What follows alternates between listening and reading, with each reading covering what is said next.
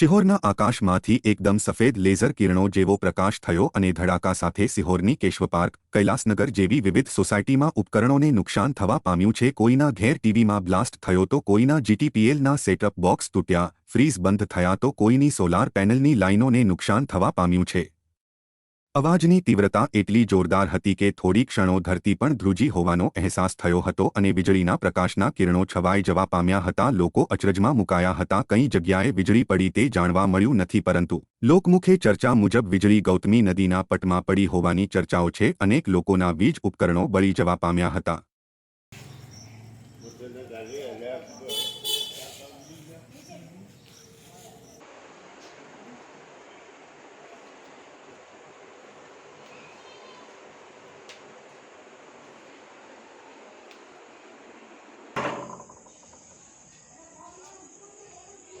जो नोजा बड़ी गई वायरिंग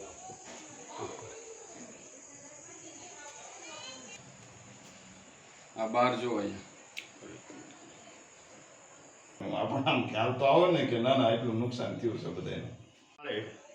કેશવનગરમાં રહું છું। મારો પંખો ને ટીવી બે બળી ગયું વીજળી પડવાથી।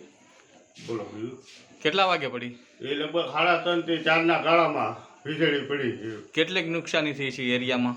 એરિયામાં ઘણી નુકસાની થઈ। અમુકને વિસ્તારમાં પંખા બળી ગયા, કોકનું ટીવી વી ગયું, સોલાર વી ગયું। બોલો। મારું નામ જગદીશભાઈ ધરેજિયા છે।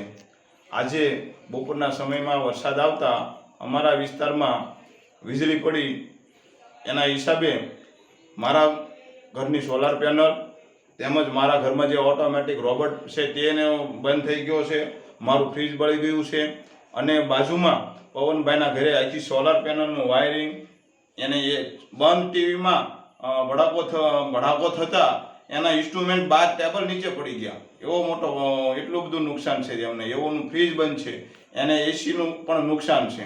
કેટલાક જણાને નુકસાની થઈ છે મકાનમાં? એટલે લગભગ અમારા શેરીમાં 5 થી 6 ઘરમાં તો ખૂબ નુકસાન છે। સામે માળીભાઈ રહે છે, એમને પણ ટીવી બંધ છે, ટીવી બળી ગયું છે, એને ફ્રીજ બે પંખા બળી ગયા છે।